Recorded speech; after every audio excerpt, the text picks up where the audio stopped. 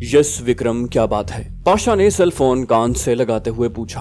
उसे विक्रम की घबराई हुई आवाज सुनाई दी। महाराज, बलवंत पकड़ा गया है। उसे पाशा ने ही बलवंत की निगरानी पर मुकर्रर किया था और उस वक्त वो बलवंत के इंतजार में चंद्रपाल की रिहाइश गाह पर आकर बैठा हुआ था, इस यकीन के साथ कि घंटे डेढ़ बाद बलवंत ने उसके पास होना था। उसकी बजाय जब उसे बलवंत के गिरफ्तार होने की खबर मिली तो एक लम्हे के लिए उसका जहन माऊफ सा हो गया। उसे लगा सीआई उसके दरवाजे पर पहुंच गई है, मगर दूसरे ही लम्हे खुद को संभाल कर वो विक्रम से बोला, विक्रम, जितनी तेजी से मुमकिन हो तमाम एजेंटों को बता दो कि अपने ठिकाने बगैर किसी ताखीर के बदल लें, सेल फोन और कनेक्शन नंबर तब्दील कर लें और अपनी पहली रिहाइश गाह में कोई ऐसी चीज न छोड़ें जो दुश्मन को फायदा दे सके। विक्रम ने कहा, मैं समझ गया सर। पाशा ने कहा, ओके, इसके बाद मुझसे इस नंबर पर राब्ता करना, और उसने उसे नया नंबर बताकर राब्ता मुनक़ता कर दिया। उसके सामने बैठा चंद्रपाल भी मुतवहिश नजर आ रहा था। पाशा ने कहा, चंद्रपाल, तुम 5 मिनट में अहम दस्तावेजात और नकदी गाड़ी में रखो, हमें फिलफौर ये जगह छोड़नी है।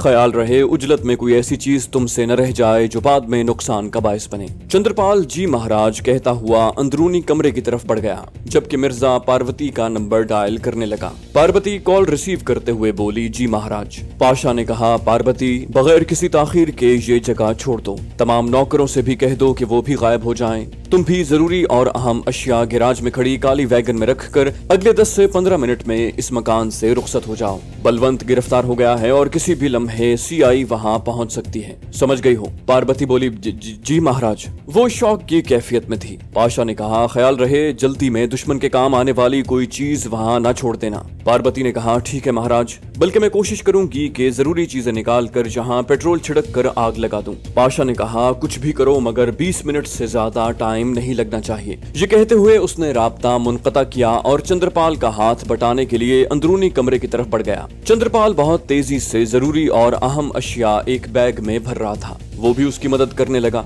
10 मिनट के अंदर वो तमाम कमरों का जायजा लेकर बाहर निकल आए थे। उस घर में भी एक ऐसी कार मौजूद थी जो उन्होंने उसी दिन के लिए स्पेयर रखी हुई थी। कार की डिग्गी में बैग रखकर चंद्रपाल बोला, महाराज, बसंती और मोहन को तो बताया ही नहीं, वो दोनों किचन में मसरूफ हैं। मिर्जा माथे पर हाथ मारता हुआ बोला, ओह, उन्हें बुलाओ, साथ ही ले चलते हैं। चंद्रपाल सर हिलाता हुआ किचन की तरफ बढ़ गया। थोड़ी देर बाद वो अपने नए ठिकाने की तरफ रवाना थे, जिसके मुतालिक सिर्फ मिर्जा ताहिर हुसैन उर्फ पाशा को मालूम था। कराची के इलाके कायदाबाद फ्लाईओवर के करीब धमाका। रोशनी के शहर कराची को तारीक करने की साजिशें बेनकाब। भारतीय एजेंसी रॉ की चालबाजियां, मक्कारियां, एक ऐसे नौजवान की दास्तान जिसे हालात ने दहशतगर्द बनने पर मजबूर किया। बदनाम ज़माना एजेंसी ब्लैक वाटर के गलीज धंधे, पाकिस्तानी ISI के कारनामे, मुल्क की खातिर कुर्बानियां, स्नाइपर और भगोड़ा के बाद पेश खिदमत है रियाज आकिब कोहलर का एक और शाहकार नॉवल दलदल। आतिफ ने अपने बंदों को 4 ग्रुपों में तकसीम कर दिया था। उसका इरादा था कि पाशा, बलवंत, विक्रम और चंद्रपाल की रिहाइश गाहों पर एक ही वक्त में छापा मारा जाए, ताकि टाइम की बचत के साथ दुश्मन को एक दूसरे को आगाह करने का मौका न मिल सके। वो खुद उस पार्टी के साथ हो लिया जिसने पाशा की रिहाइश गाह पर हल्ला बोलना था।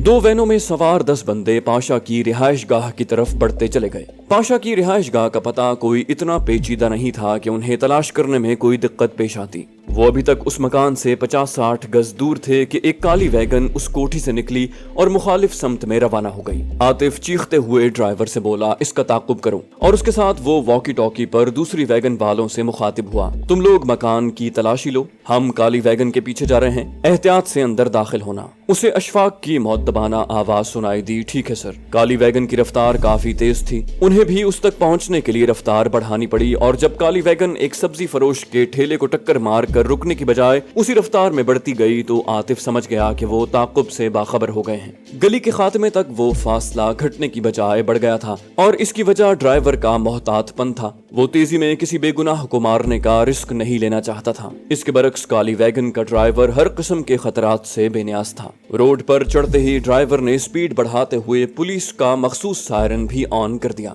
चौक तक पहुंचते पहुंचते दोनों गाड़ियों का दरमियानी फासला काफी कम हो गया था। उनके चौक के करीब पहुंचते ही लाल बत्ती रोशन हुई, मगर काली वैगन इशारा तोड़ते हुए आगे बढ़ गई। उनकी वैगन के सामने दो कारें पहलू ब पहलू रुक गई थीं, जिसकी वजह से उनका रास्ता ब्लॉक हो गया। ड्राइवर ने तेज हॉर्न बजाकर कार के ड्राइवर को रास्ता छोड़ने का इशारा किया, मगर वो शायद सिग्नल तोड़ने का रिस्क नहीं लेना चाहता था। दूर जाती वैगन को देखकर आतिफ वहशतज़दा लहजे में बोला, इसे पीछे से टक्कर मारो। ड्राइवर ने होंठ भींचते हुए एक्सेलरेटर दबा दिया। ताकतवर वैगन सुजुकी कार को धकेलते हुए आगे ले गई। चौक में खड़ा पुलिस का सिपाही और कार का ड्राइवर हक्का बक्का रह गए थे, मगर इन्हें उनकी मुतलक परवाह न थी। थोड़ा सा रास्ता बनते ही ड्राइवर ने महारत से वैगन को आगे निकाला। साइडों से आने वाली ट्रैफिक से वैगन बचाते हुए वो सीधे रोड पर चढ़ा और फिर खाली रोड पर ताकतवर वैगन फुल स्पीड से भागने लगी। इन चंद लम्हों का फायदा उठाकर काली वैगन काफी आगे निकल गई थी। चौक में खड़े पुलिस के सिपाही ने काली वैगन के सिग्नल तोड़ने का नोटिस लिया होता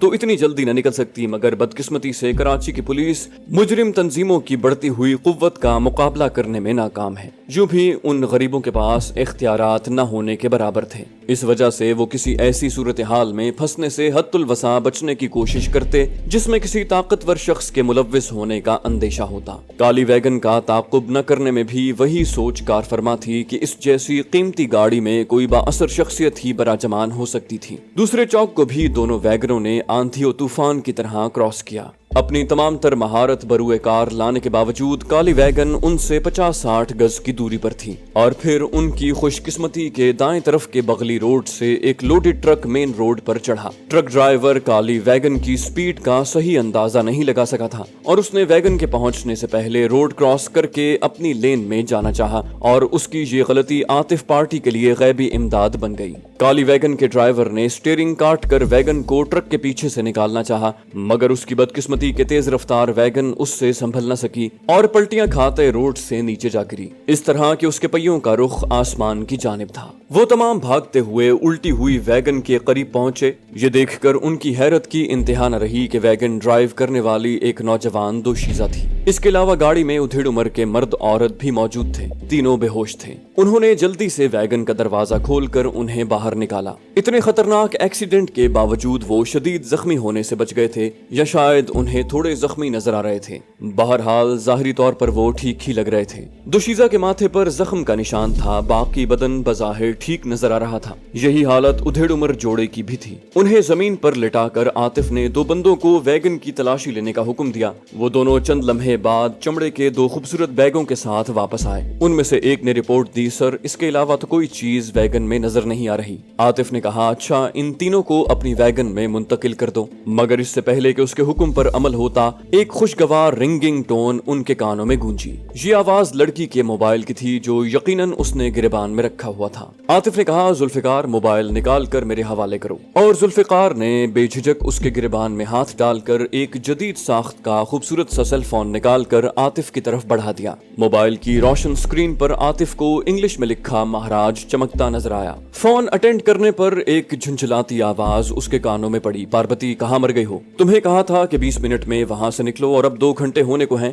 तुमने अभी तक कोई रिपोर्ट नहीं दी, जल्दी बताओ कहाँ पर हो। एक लम्हा सोचने के बाद वो गला खनकार कर बोला, मिस्टर आपकी साथी का एक्सीडेंट हो गया है। ये और इसके हमरा मौजूद 2 उधेड़ उम्र के मर्द और औरत इस हादसे में शदीद जख्मी हो गए हैं और अब मैं इन्हें अपनी गाड़ी में अस्पताल ले जा रहा हूँ। इनकी गाड़ी यहीं पे उल्टी है, आप इसका बंदोबस्त कर सकते हैं तो ठीक है, वरना पुलिस खुद उठवा के ले जाएगी। महाराज चौंक गया था, बोला कौन हो तुम? आतिफ ने कहा, मेरा नाम अब्दुल शकूर है और मैं एक बिजनेसमैन हूँ। दफ्तर से घर जाते हुए इत्तेफाकी तौर पर यह हादसा मेरी आंखों के सामने आया है और अब मैं इन्हें सिविल अस्पताल ले जाने लगा हूँ। इनकी जान खतरे में है। मेरे पास आपसे बातचीत का टाइम नहीं, आप बस जल्दी से अस्पताल पहुँचे क्योंकि वरसा का होना अशद जरूरी है। उसने पूछा, क्या बहुत ज्यादा जख्मी है? उसके लहजे में छुपी तशवीश आतिफ से पोशीदा न रह सकी। आतिफ ने कहा, भाई एक दफा बता तो दिया कि काफी जख्मी है, बाकी खुद कर देख लेना। वो बोला, ठीक है, अस्पताल पहुंचते ही मुझे इसी नंबर पर कॉल बैक करना, मैं वहीं पहुंच रहा हूं। ये कहते ही उसने राब्ता मुनक़ता कर दिया।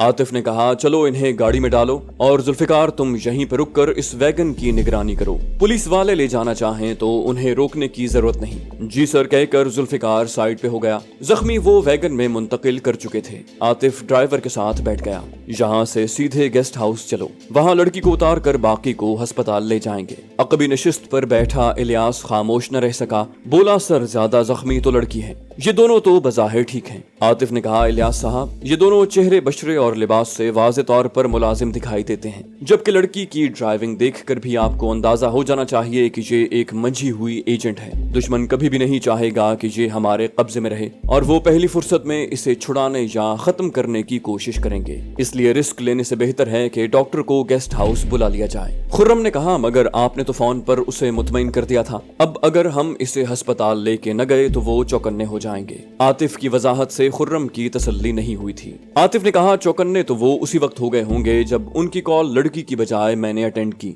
अब बगैर तस्दीक के वो किसी सूरत इन बंदों के करीब नहीं फटकेंगे। खुर्रम ने पूछा, तो फिर इन्हें अस्पताल ले जाने का फायदा? आतिफ ने कहा, फायदा ये है मेरे भाई के लग गया तो तीर वरना तुक्का सही। इन दोनों को अस्पताल दाखिल करवा के इमरजेंसी इस्तकबालिया पर तीनों का इंदराज करवा देंगे। आगे उनकी या हमारी किस्मत। इस मर्तबा बात खुर्रम की समझ में आ गई कि उसने मजीद कुछ पूछने की कोशिश न की। सरदार और शमशीर उस वक्त 3 मंजिला होटल की छत पे मौजूद थे। दोनों ने बड़ी सोच विचार के बाद उस जगह का इंतखाब किया था। होटल के सामने रोड के पार एक वसी पार्किंग बनी हुई थी, जहां मुख्तलिफ कंपनियों से ताल्लुक रखने वाले बिजनेसमैन अपनी गाड़ियां खड़ी करते। अकबर अली का ऑफिस भी वहीं था और सुबह के ठीक 8 बजते ही वो अपने बॉडीगार्ड्स के हमरा वहां पहुंच जाता था। गाड़ी से निकलते वक्त चंद लम्हों का टाइम ऐसा होता जिस दौरान उसे निशाना बनाना मुमकिन था, वरना उसके बाद दर्जन भर मुहाफिज उसे घेरे में ले लेते। इन सब बातों का जायजा लेने के बाद उन्होंने इस होटल में कमरा लेने की जरूरत महसूस की थी। सरदार खान ने दूरमार राइफल की टेलीस्कोप साइट से पार्किंग का जायजा लिया। टेलीस्कोप के ताकतवर अदसों की बदौलत किलोमीटर भर का फासला सिमट कर इतना मुख्तसर रह गया था कि किसी भी शख्स की पहचान आसानी से हो सके। उसके हाथ में ऑस्ट्रिया की बनी हुई स्टायर स्नाइपर राइफल थी, जिसे पार्ट्स में खोलना भी मुमकिन था। उसकी कारगर रेंज इतनी थी कि वो आसानी से होटल की छत से कार पार्किंग के किसी भी कोने में मौजूद फर्द को निशाना बना सकते थे। इसकी बड़ी खामी ये थी कि उसके सामने साइलेंसर फिट नहीं हो सकता था, लेकिन इस खामी का बंदोबस्त वो कर चुके थे। 8 बजने में 5 मिनट रहते थे कि सरदार ने राइफल कॉक करके शमशीर को तैयार होने का इशारा किया और अकबर अली के आने के रास्ते पे नजरें गाड़ दी। जल्द ही उसकी निगाहें इस मसरूफ शाहराह पर अकबर अली की मर्सिडीज और उसके पीछे उसके मुहाफिजों की डबल डोर टोयोटा तलाश करने में कामयाब हो गई। सरदार खान की सारी हिस्सियात सिमट कर आंखों में आ गई। ताकतवर टेलीस्कोप साइट में उसे गाड़ी में बैठा हुआ अकबर अली साफ नजर आ रहा था, मगर गाड़ी में उसे निशाना बनाना काफी मुश्किल था। वैसे भी वो रिस्क लेना नहीं चाहता था, वरना उसे मालूम था कि एक मर्तबा निशाना खता होने की सूरत में अकबर अली चौकन्ना हो जाता और फिर उसके बाद उसे मारना शायद मुमकिन न रहता। और फिर वो लम्हा आ गया जिसका वो काफी देर से मुंतजिर था। उसकी शहादत की उंगली ने ट्रिगर की आजादाना हरकत को पूरा किया। टेलीस्कोप साइट में बने रेटिकल पैटर्न का क्रॉस नुमा निशान अकबर अली के माथे पर फिक्स करते हुए उसने ट्रिगर मुकम्मल प्रेस कर दिया। उसके ट्रिगर प्रेस करने के साथ ही उसकी उंगली पे निगाहें जमाए बैठे शमशीर ने भी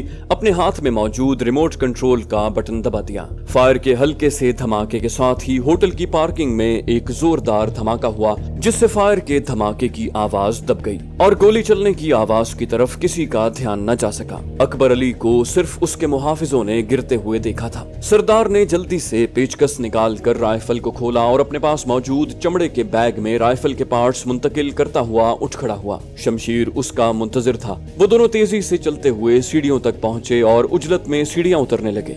बम धमाके से होटल में काफी अफरा तफरी फैल गई थी। इसी का फायदा उठाकर वो फरार होना चाहते थे, मगर बदकिस्मती से वो बमुश्किल सीढ़ियां उतर पाए थे कि गैलरी में एक ASI चंद सिपाहियों के हमरा नमूदार हुआ। सिपाहियों के हाथ में पकड़ी राइफलों का रुख उन दोनों की तरफ था। उनके लिए फरार का कोई रास्ता नहीं बचा था। ASI धाड़ा, खबरदार, अपने हाथ ऊपर कर लो, और उनके हाथ सरों से बुलंद होते चले गए।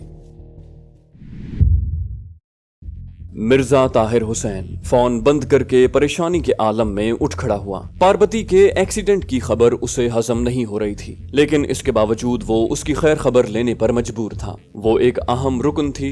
हल्के से शक की बिना पर उसे बेजारो मददगार नहीं छोड़ा जा सकता था। उसके शक की सबसे बड़ी वजह पार्वती का इतना लेट होना था, वरना जिस वक्त उससे मुत्तला किया गया उसके मुताबिक पार्वती को काफी देर पहले पहुंच जाना चाहिए था। चंद लम्हे सोचने के बाद उसने दोबारा पार्वती का नंबर डायल किया। इस मर्तबा भी फोन अटेंड करने वाला वही शख्स था जिसने पिछली मर्तबा उसकी कॉल रिसीव की थी। जी जनाब, मैं अब तक रास्ते में हूँ, अस्पताल पहुँचते ही आपको फोन कर दूंगा। मिर्जा ने कहा, सॉरी जनाब, आपको डिस्टर्ब किया। मैं सिर्फ ये पूछना चाह रहा था कि ये हादसा किस जगह पेश आया है ताकि मैं वहाँ से गाड़ी उठवा लूँ। जवाबन अजनबी ने बगैर झिझके उसे हादसे की जगह के बारे में बता दिया। मिर्जा ने कहा, थैंक्स, बस यही पूछना था। राब्ता मुनक़ता करके उसने विक्रम का नंबर मिलाया और उसे एक्सीडेंट की जगह के बारे में बताने लगा। फौरी तौर पर चेक करके मुझे बताओ, आया उस जगह किसी वैगन का एक्सीडेंट हुआ है? और विक्रम के जी महाराज कहने पे उसने राब्ता मुनक़ता कर दिया। जब तक हादसे की तस्दीक न हो जाती वो हॉस्पिटल जाने का रिस्क नहीं ले सकता था। वो बेचैनी के आलम में कमरे के अंदर चक्कर काटने लगा। उसे विक्रम के फोन का शिद्दत से इंतजार था। फोन की घंटी बजी मगर पार्वती का नंबर देखकर उसने मुंह बनाते हुए कॉल अटेंड की। अजनबी की आवाज आई, भाईजान, मैंने आपके रिश्तेदारों को सिविल अस्पताल के शोबा हादसात में दाखिल करवा दिया है और अपना एड्रेस नोट करवा के घर जा रहा हूँ। जख्मियों का सामान जो मुझे गाड़ी से मिला है और ये कीमती मोबाइल मेरे पास ही है,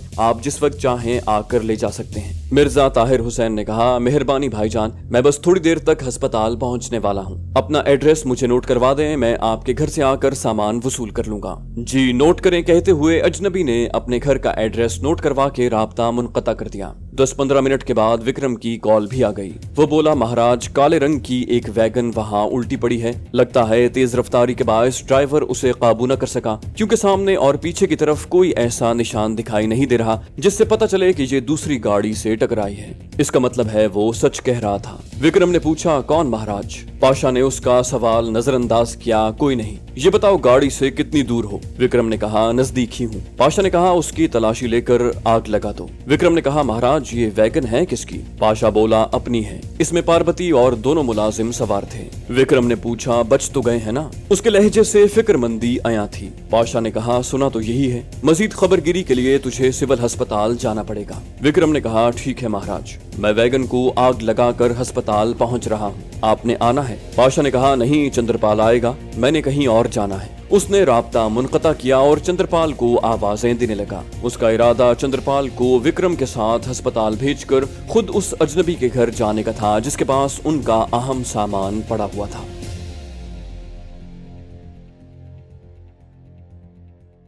जाने से पहले इस वीडियो को लाइक कर दीजिए। इंशाल्लाह आपसे अगली किस्त में मुलाकात होगी। तब तक अपना और अपने इस चैनल का ख्याल रखिएगा। अल्लाह हाफिज।